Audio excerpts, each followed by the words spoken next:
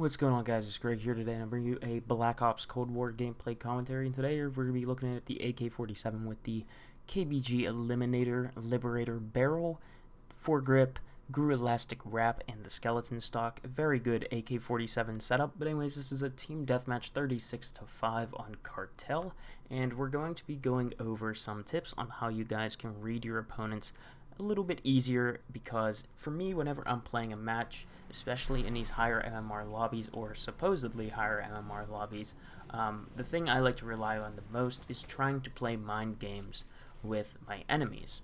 And what I mean by this is I'm not really relying too hard on gun skill, and actually I don't really think I have that insane of gun skill and reaction times.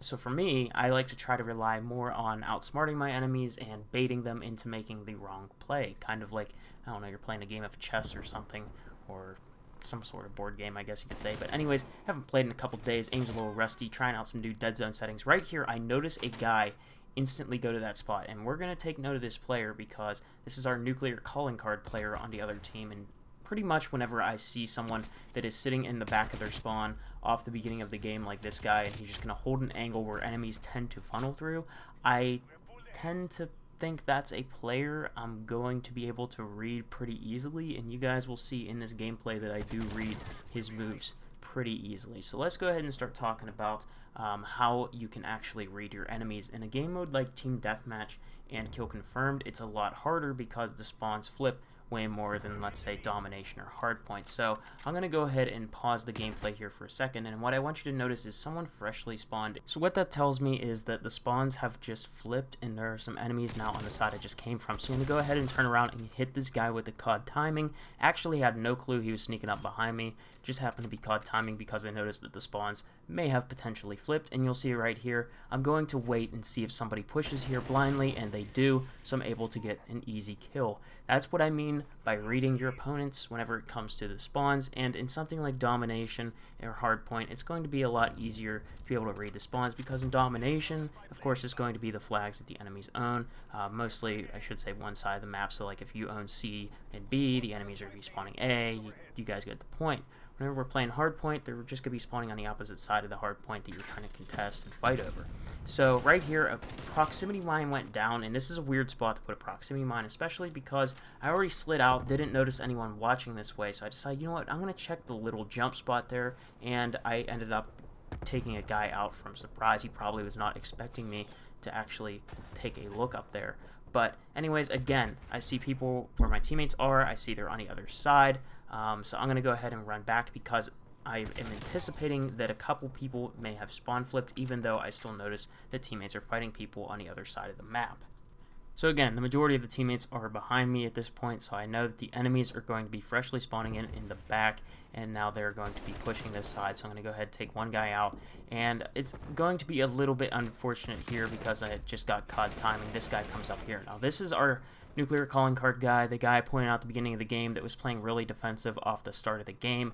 And whenever I see somebody playing really defensive off the start of the game, I know that's going to be the way they are going to pretty much play the rest of the match. That's usually how it plays out. They're an extremely defensive player. They try to play spots where enemies are going to funnel. And what I mean by that is where they could just hold down ADS. They don't have to worry about too many angles to be watching. And they're just going to be watching an angle where enemies are going to pour out from. So that spot where he went right now, he doesn't have to watch a lot of different angles. So I kind of figured this guy might stay there until he's killed. So again, right now I'm going to go ahead and push up, and I'm going to try to contest this guy. And as you guys can see right here, there he is. Read him like a children's book, and now I'm going to go ahead and pull back because, well, there's probably going to be some more people that are going to be pushing, especially because there's not a lot of teammates around, and I was the only one that fired. Now, again, I know he's going to be coming back to this spot. It's a funnel spot, so I'm going to go ahead and take one guy out, turn around, look back, get him again. Now, it's not over, okay? I know that he's going to still be spawning on that side of the map, and again, this is a player that off the beginning of the game was playing super defensive, was just waiting for people to funnel through that door.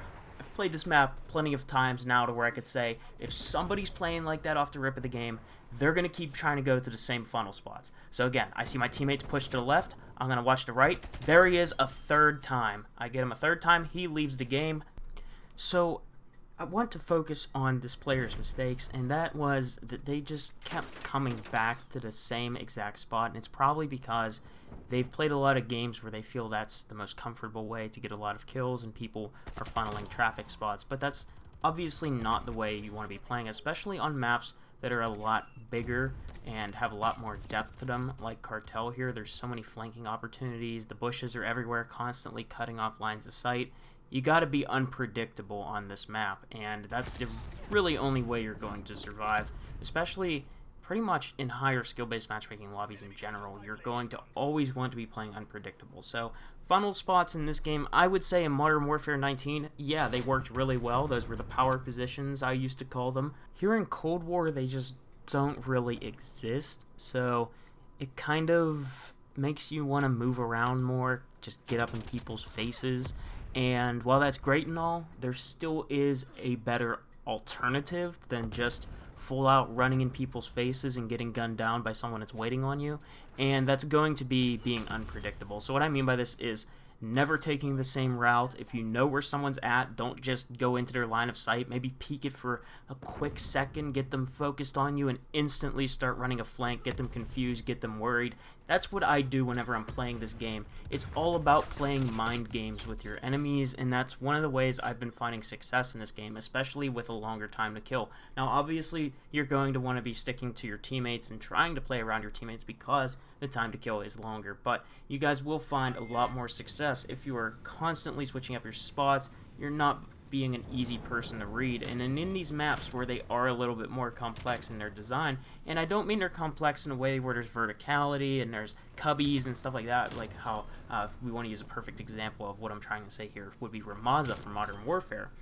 But these maps are a little bit more complex as in they're wider. They have a lot of flanking opportunities in 6v6, and if you use those flank routes to get behind your opponents, and you use those flank routes to throw off your enemies and, you know, try to bait them into making the wrong move, you'll find a lot more success. And I mean, there's a lot of instances where I'm baiting people in these games, and you'll see it's those instances, and I don't really think this one might be the best example, but you guys will see in a lot of my gameplays, and I will continue bringing gameplays throughout the year, you'll see that what I do is if I see somebody sitting on a head glitch, I'm not going to challenge them. What I'm going to do is peek for a split second, take some damage from them, whatever, and instantly back off.